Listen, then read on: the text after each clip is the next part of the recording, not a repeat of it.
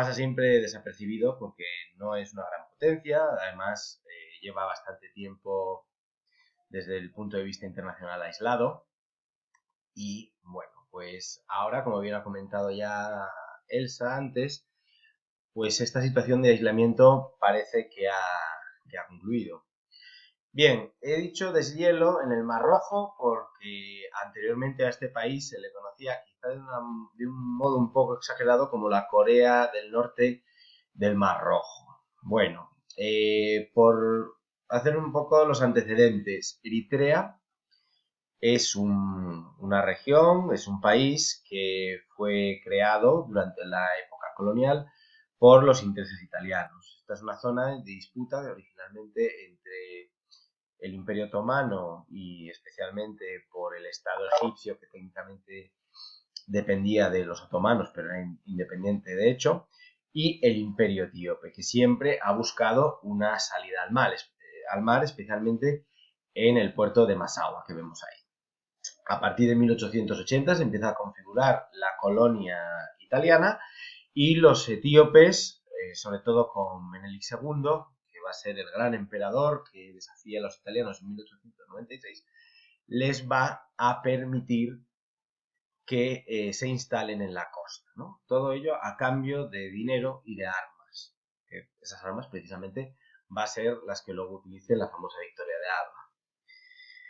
Bueno, como siempre, cuando hablamos del Cuerno de África, el balance étnico es importante, pero no es decisivo del todo. ¿Por qué digo esto? Porque Eritrea, más del 50% de la población, hay estimaciones que dicen que son unos 3 millones y medio, otros dicen que son actualmente 6, quizá pues por la tasa de natalidad que tienen estén más cerca de los 6 millones que de los 3. Se compone en realidad de 9 grupos étnicos diferentes. Y dentro de ellos hay dos que son los más importantes. Los tigriña, que son exactamente los mismos que habitan el norte de Etiopía. Los tigré, que son diferentes, que habitan sobre todo las zonas cercanas a la frontera con Sudán y que son fundamentalmente musulmanes, mientras que los tigriña pues son cristianos. Y luego todos los demás, que como vemos ya son porcentajes que no llegan en ningún caso al 5%. Bien, ¿qué grupo étnico lleva la voz cantante en el país? Pues lógicamente los tigriña. ¿Por qué se llevaban tan mal con el partido dominante en Etiopía hasta hace poco si técnicamente eran de la misma etnia? Pues porque, como pasa siempre cuando hablamos de África, siempre hablamos de tribalismo y de grupos étnicos y nos olvidamos que al final siempre hay grupos de poder que son los que remueven todas estas disputas. Bien. Y seguimos avanzando en el tiempo, llegamos a 1941, 5 de mayo de ese mismo año, Haile Selassie vuelve a Addis Abeba después de 5 años de ocupación italiana y está pendiente la cuestión de qué va a pasar con Eritrea. Eritrea en este momento es un territorio completamente diferente a Etiopía. Es con mucho más desarrollado. Los italianos han construido muchísimas infraestructuras.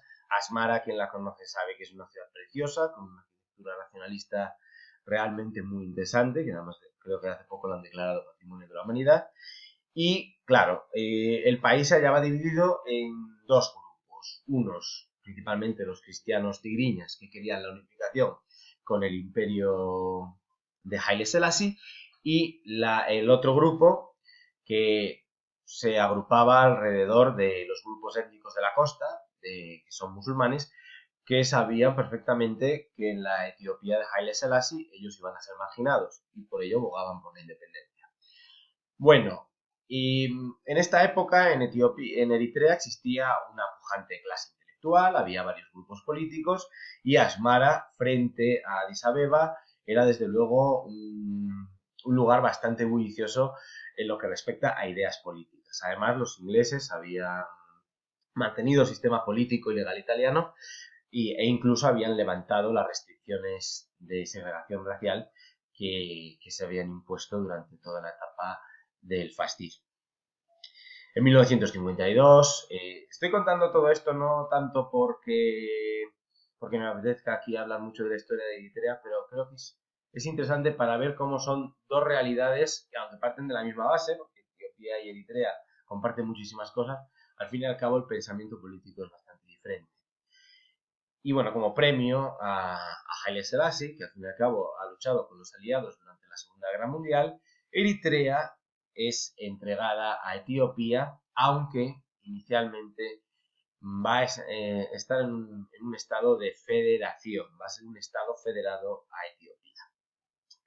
Esta situación ya empieza a generar roces, porque al fin y al cabo Haile Selassie quiere anexionarlo, y en 1960 va a aparecer el que hoy va a ser uno de los grupos opositores más importantes, que es el Frente de Liberación Eritreo, ¿no? El Jabha, también, que es de base musulmana, básicamente los Beni Amer, y estaba liderado por Hamid Idris Awad, que vemos en la derecha.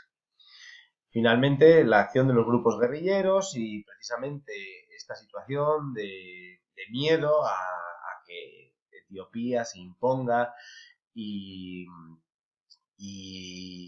e imponga su autoritarismo en la región, hace que, justificando la necesidad de orden en Eritrea, Haile Selassie se la anexione en 1962, además como una mera provincia, no ya como un estado. Esto va, lógicamente, a dar más alas a los independentistas, al bando independentista, y vamos a encontrar que van a surgir varias guerrillas, ¿no? Sobre todo en 1974, cuando Haile Selassie es depuesto por el famoso DER, ¿no? Ese gobierno comunista, en principio provisional, pero como todo lo que es provisional, que llegó para quedarse, ¿no? Va a estar hasta 1991 bajo diferentes fórmulas, pero ahí es cuando empieza en realidad esa etapa de dictadura comunista, el KGB o terror rojo, etcétera, etcétera. Y para combatir precisamente a un gobierno comunista, qué mejor que crear guerrillas comunistas, ¿no? Y aquí vemos que además del Frente de Liberación Eritreo, que es de base musulmana, recordemos, aparece el Frente Popular de Liberación Eritreo. Ojo, porque la P es importante. Me parecen mucho los nombres, pero son completamente diferentes. Este va a basarse sobre todo en tigriñas, tegaru, como se dice en plural en tigriña, y bueno, pues van a competir con el FLE por la primacía en la lucha contra el DER. Y esta suma de guerrillas que podríamos pensar que en principio va a ayudar a la liberación de Eritrea, del dominio de Addis Abeba, en realidad lo va a entorpecer, porque de hecho en 1977 las guerrillas estuvieron a punto de tomar Asmara, que es la capital de Eritrea, pero la falta de descoordinación y la desconfianza entre ambas, entre el Frente de Liberación Eritreo y el Frente Popular, pues hicieron que al final las tropas del DER pudieran recomponerse y repeler el ataque. Bien, mientras tanto, mientras esto sucedía, en Tigray surgía el Frente Popular de Liberación de Tigray, con el famoso Meles Zenawi, que tiene ese pasado guerrillero tan importante y que marcaría mucho de su carrera política hasta su muerte, y que podríamos decir, bueno, pues colaborarían mucho, tendrían a lo mejor la misma idea de integración de todos los tigriña parlantes en una única entidad política, y la realidad es que no. Curiosamente, el nacionalismo tigriña, que es muy importante en el TPFL, que es como se le conoce en inglés, al que fundó Zenawi, en el caso de Eritrea no va a tener esa base étnica basada en lo tigriña, ¿no? Principalmente hay otros 8 grupos y sobre todo la cuestión musulmana con la que tenían ellos que lidiar. Bien, ¿qué sucedió después de la caída del DERG en 1991? Bueno, me estoy adelantando un poco. La victoria de Nafabat en marzo del 88 marca el principal éxito de las guerrillas eritreas, que en efecto hacen que el DERG evacúe la provincia, y finalmente, después del Gimbot 20, ¿no? De la entrada triunfal de los guerrilleros que luego va a ser el partido dominante, ¿no? Del RPDF en inglés, van a causar que Meles Zenawi tenga que conceder el derecho de los eritreos a hacer una consulta por la independencia de su región. Y en esa consulta, corrígeme si me equivoco, Elsa, pero creo que fue una victoria del 97% a favor del sí. Bueno, que son los típicos resultados bastante increíbles de las elecciones etíopes, ¿no? Que siempre están votando a lo mismo, pero bueno, es cierto que si alguien fue partidario de la unificación con Etiopía, pues desde luego o no pudo votar o desde luego su voto no fue efectivamente contado. Y a partir de aquí es cuando empieza el dominio del Frente Popular de Liberación, el Frente de Liberación Popular de Eritrea, que se va a transformar en el Frente Popular para la Democracia y la Justicia en 1994. La misma idea de partido único que en Etiopía, pero diferente, porque aquí ya directamente el hombre fuerte de este grupo guerrillero, que es Isaias Afwerki, o Afwerki, como lo queramos escribir, la pronunciación sería Afwerki, más adecuada, crea una dictadura en la que las elecciones, pues bueno, no son muy necesarias. De hecho, en 1997 incluso se llega a aprobar una nueva constitución que no va a ser aplicada en ningún caso. Y llegamos aquí a 1998, recordamos la independencia 1993. Meles Zenawi y Afwerki, que ojo, son primos, y esto no es una cosa que yo me esté inventando, son familia, bueno, típica familia extensa de la zona de Etiopía, de la zona de los Habesha, ¿no? De estos pueblos del norte de Etiopía de base semítica. Lo que parecía una relación idílica o el posible entendimiento definitivo en Etiopía, entre Etiopía y Eritrea, acaba de repente en una guerra. Y es la famosa guerra fronteriza de 1998 hasta el 2000. Es una guerra por el dominio de unos yermos, además estamos hablando de una región, es Badme, si alguien ha estado por allí y lo conoce, pues es muy árida, no hay ni siquiera recursos minerales o naturales de gran interés, pero que causó entre 100.000 y 300.000 muertos. Y además prácticamente para nada, porque ninguno de los dos países llegó a imponerse de manera decisiva. Pero a Afwerki le vino muy bien esta guerra porque le sirvió para purgar a la oposición dentro del Partido Único, ¿no? El famoso G15, que eran las principales voces críticas contra su mando. Y aquí es donde empieza la famosa militarización de Eritrea, que es uno de los hechos más curiosos de este país y que voy a comenzar a hablar ahora, ¿no? Entonces, presentando un poco la situación de la dictadura actual en Eritrea, ¿no?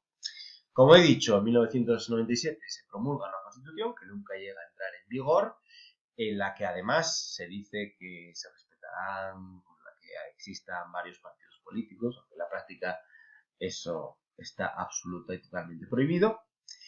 Y después del 2000, en 2001, empieza esa militarización de la población eritrea. ¿Y qué quiere decir eso? Pues que todos los mayores de 18 años tienen la obligación de servir en el servicio militar obligatorio, que de media en Eritrea, si tienes suerte, vas a pasarte 6 años y medio de tu vida.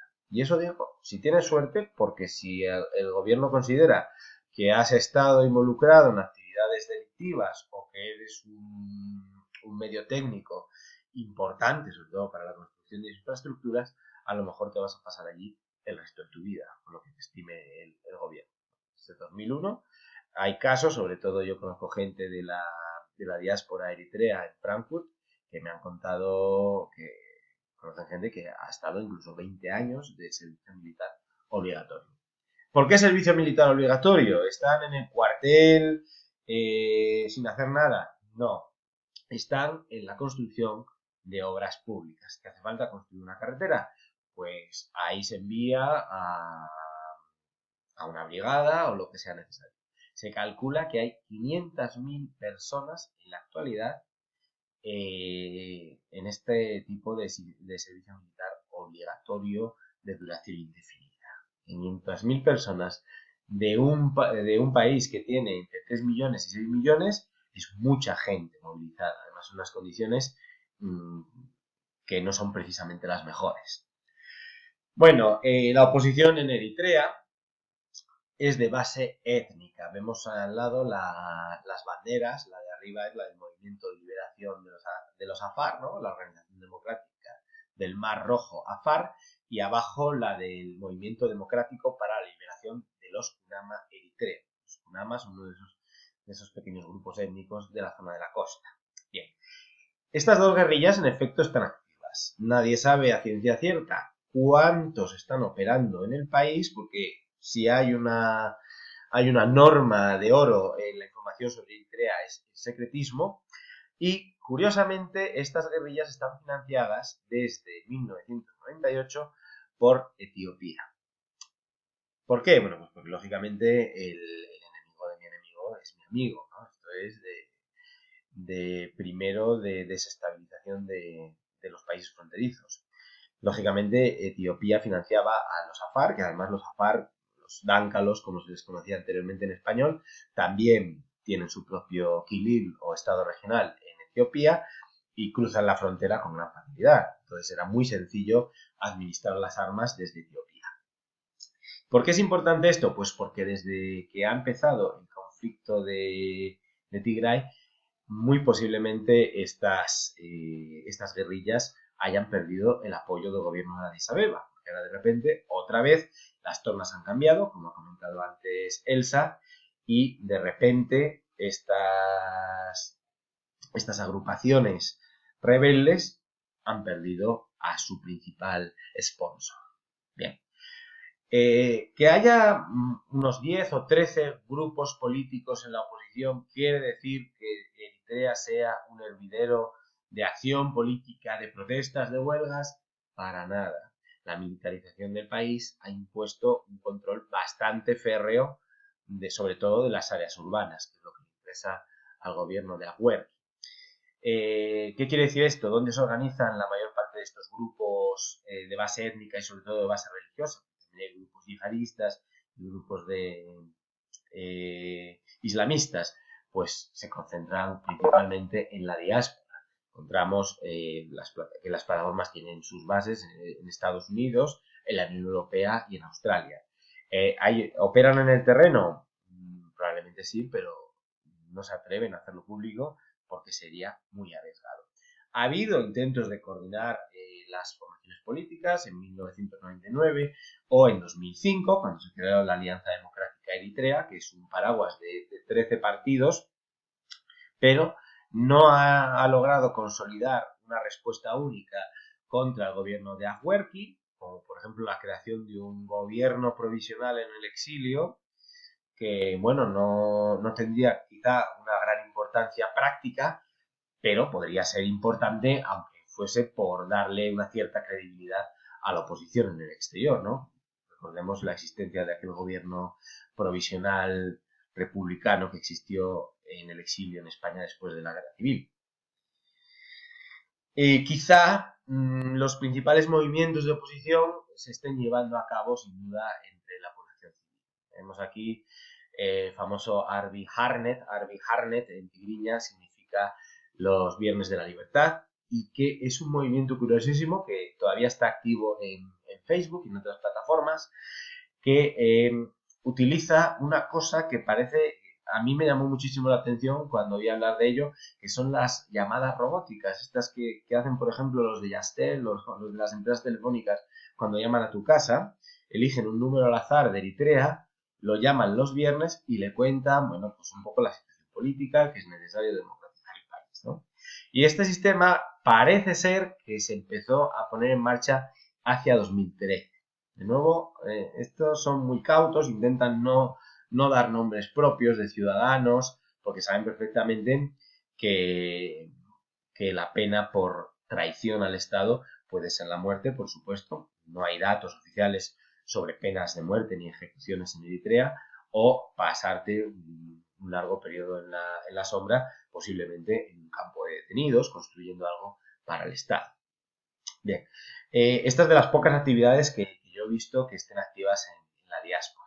Luego está también este sacerdote que está trabajando actualmente entre Suiza e Italia, Musi Zerai, que también habla de una manera muy crítica contra el gobierno de Afwerki, sobre todo en temas de represión religiosa contra ciertos grupos cristianos. Ahí hay que recordar que la Iglesia Católica es mucho más fuerte que en Etiopía, representa aproximadamente al 10% de la población, principalmente por la colonización italiana, y que el Islam también está bajo la lupa del régimen, igual que la Iglesia ortodoxa tehuajeda eritrea. Hablemos de cómo está Eritrea hoy. He puesto esa foto de la imagen de la derecha, que es nada más y nada menos que una institución académica, que es la Universidad de Asmara, la única que existió en Eritrea y que está cerrada desde 2006. Si hay una cosa que Afwerki aprendió del Derg y de Haile Selassie, de la caída sobre todo de Haile Selassie, es que tener una universidad abierta no es una gran idea si pretendes perpetuarte en el poder, porque los estudiantes universitarios tienden a ser una fuente de contestación política muy importante, sobre todo en el caso de Etiopía. Recordemos que estuvieron detrás de esa movilización y que llevó a la caída de Selassie en el 74. El 80% de la población malvive, más bien, de la agricultura de subsistencia. En la clasificación del país, por índice de desarrollo humano, que mide algo más que las magnitudes económicas, mide también el acceso a educación, el acceso a la sanidad y otros factores que yo considero que son mucho más interesantes que el PIB per cápita. Estamos ante un país que está entre los 10 más pobres del mundo, 180 de 189. Etiopía, por ejemplo, es el 173. No hace falta que cuente mucho más sobre las condiciones de vida de los eritreos. Creo que está bastante claro que cuando hay 500.000 de ellos actualmente en la diáspora, pues nos podemos imaginar que el gobierno de Afwerki no es precisamente un modelo de éxito económico, ¿no? Cuando decían que Eritrea era la Corea del Norte del Mar Rojo, y decía, salvando la distancia desde el punto de vista económico, yo siempre he dicho, ojalá lo fuese, porque desde luego por lo menos estarían en mejor situación económica. Como ya comenté, el 5% de la población, o quizá más, hacia el 10%, están enrolados en ese sistema militar obligatorio, ¿no? En ese servicio militar obligatorio, trabaja en obras públicas sin percibir remuneración alguna, y hay que tener en cuenta que gran parte de la migración de esta diáspora eritrea, hay muchísimos tigriñas, tegaru, de Tigray, que están, por ejemplo en Alemania, están marcados como asilados políticos eritreos cuando en realidad son etíopes. Claro, al hablar la misma lengua, aprovechan esa circunstancia para pedir el asilo político. Lógicamente, antes no se podía pedir en Alemania asilo político si venías de Etiopía. Era un régimen amigo de la Unión Europea, como ha comentado antes Elsa, y no era una dictadura de estas consideradas criminales, como es el caso que estoy presentando. Bien, ¿qué ha pasado ahora? De repente, como muchas de estas cosas que suceden en el Cuerno de África, hay un cambio total y absoluto de planes, ¿no? Llega Abiy Ahmed en 2018 y parece que todo lo que era la política hasta ese momento del Partido Único en Etiopía cambia. En 2018, las relaciones entre Etiopía y Eritrea dan un giro de 180 grados, hasta el punto de que se firma una declaración en la que Etiopía, por cierto, porque es sobre todo la que cede, reconoce las fronteras del arbitraje del año 2002 que había hecho Naciones Unidas. ¿Por qué es importante esto? Pues, por ejemplo, la ciudad de Badme, que era la más importante de esa zona fronteriza, que hasta este momento estaba ocupada por tropas etíopes, tenía que ser devuelta a Eritrea.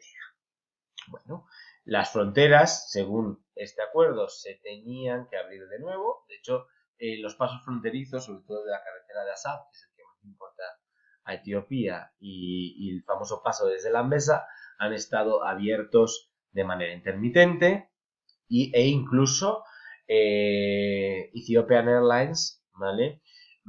Retomó los vuelos entre Asmara y Addis Abeba. Pero algo no cuadra, sobre todo en la comunidad internacional, cuando la militarización que impuso Afwerki después de la guerra, con la excusa de mantener siempre a los eritreos vigilantes frente a una posible agresión etíope, esa militarización no llegó a suspenderse. ¿Por qué? ¿Por qué sigues manteniendo a la población militarizada cuando ahora técnicamente ya no existe ningún enemigo en el sur?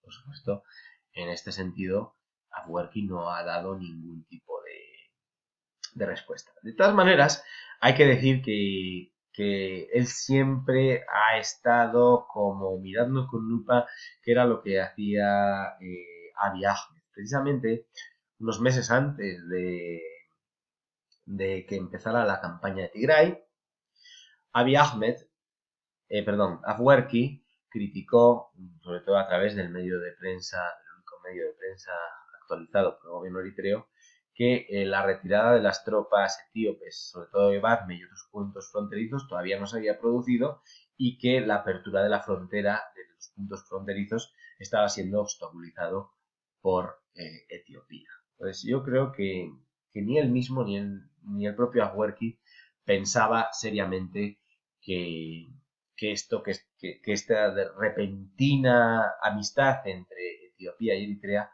fuese realidad. Para él era demasiado bonito, principalmente porque es un país que estaba muy aislado internacionalmente. También hay que tener en cuenta que el único aliado que él había tenido hasta el momento en que Abiy Ahmed le abrió los brazos fue los Emiratos Árabes Unidos. Y de hecho, me gustaría comentar una cosa, porque como bien ha dicho Elsa antes, en esto del Tigray hay que analizar mucho la información y tener mucho cuidado con lo que se comenta. Y una de las cosas que comentaba sobre todo en las redes sociales afines al Frente Popular de Liberación del Tigray, ¿no?, del TPLF, era que se estaban usando drones en la campaña del Tigray emiratíes. Estos drones emiratíes procedían de la famosa base que han construido en Assab, ¿no? Assab es uno de los principales puertos de Eritrea. La información hay que ponerla en cuarentena, pero bueno, es posible y que no se podría descartar. Bueno, cuando justo parecía que se volvían a enfriar estas relaciones por la desconfianza eritrea hacia los etíopes, en noviembre de 2020 empieza la guerra de Tigray. Y esta es, de nuevo, otra oportunidad de oro para el empobrecido ejército eritreo. Cuando hablo que es una oportunidad de oro es porque le ha permitido controlar sobre todo el eje oeste del norte de Etiopía. Y esto es una cosa que el gobierno eritreo negó durante meses hasta que finalmente las pruebas han sido tan evidentes que ha tenido que reconocerlo, ¿no? Pues tengo aquí un mapa, veis ahí este eje que os estoy comentando de Shide, Aksum, Adwa y Adigrat, que en efecto fue ocupado por el ejército federal etíope, pero con la inestimable ayuda de soldados eritreos. En este caso, en Zelambesa, que en este caso aparece al lado del lado eritreo. En realidad también hay otra parte de Zelambesa que está en el lado etíope. Hubo destrucciones de iglesias, hubo también una destrucción patrimonial importante, ¿no?, que voy a comentar ahora brevemente. Bueno, no me quiero extender mucho más. Comentar que desde luego la participación de estas tropas eritreas está siendo clave. Decía Elsa que había gente que había cuestionado que si el ejército etíope no fuese capaz de haber dominado la situación por sí mismo y que por eso había tenido que pedir ayuda al ejército eritreo. Yo creo que es más bien un ajuste de cuentas que en realidad una necesidad del ejército federal etíope. Hay que recordar que la guerra entre los dos países, esa guerra fronteriza de los dos primos, fue sobre todo una cuestión, un ajuste de cuentas entre el TPFL y Afwerki. Entonces ahora, años después, Abiy Ahmed ha consentido que los eritreos entren en el Tigray como una manera de castigar a esta región que durante muchos años fue, desde luego, el corazón político de Etiopía. Aunque sea un error castigar a la población civil, es lo que ha sucedido.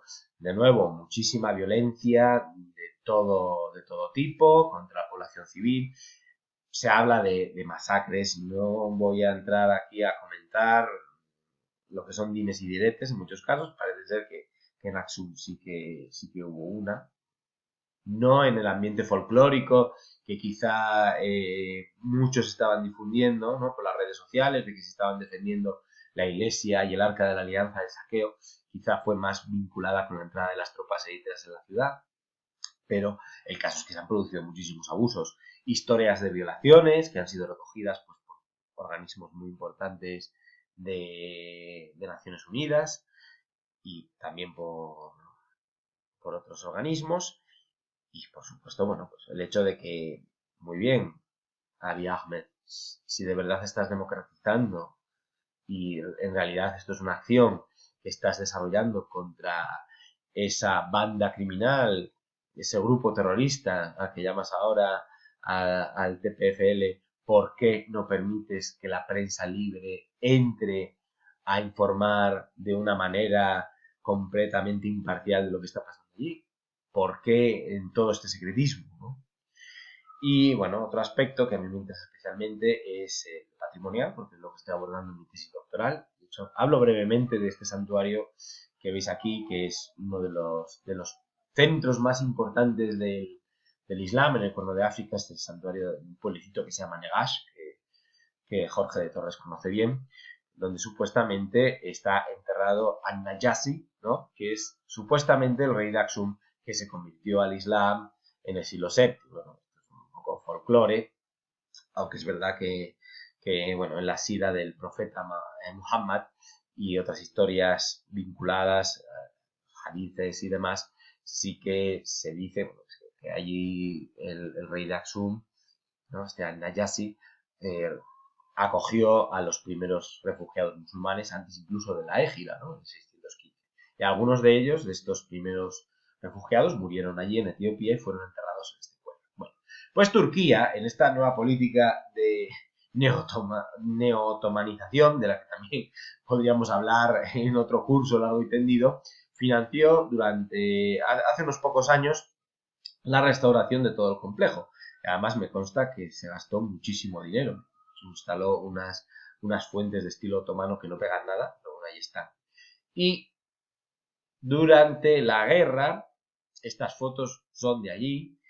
A mí me llegaron primero por mensajes de WhatsApp, tengo contactos en Frankfurt, y lo que pasa es que es verdad que hasta que no apareció ya en medios más serios no me atrevía a darles credibilidad, porque al fin y al cabo hay mucha gente que es muy buena en Photoshop, pero parece que esto fue destruido además con muy mala intención, ¿no?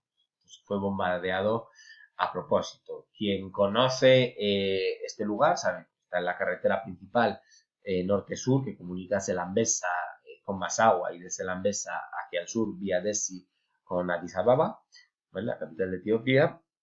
Pero esto no es un punto estratégico fundamental y ni mucho menos esto era ningún tipo de refugio. Que hay una destrucción patrimonial clara destinada a dañar el patrimonio cultural y religioso de las comunidades locales. Y bueno, aquí os dejo la bibliografía, si alguien lo quiere, la presentación la dejaré en el perfil de Academia, ¿vale? Buscáis Mario Lozano, me encontraréis por ahí. Y nada más, Jackie en LA, ¿vale? Gracias en Tigriña. Y yo creo que me ha ajustado bien al tiempo.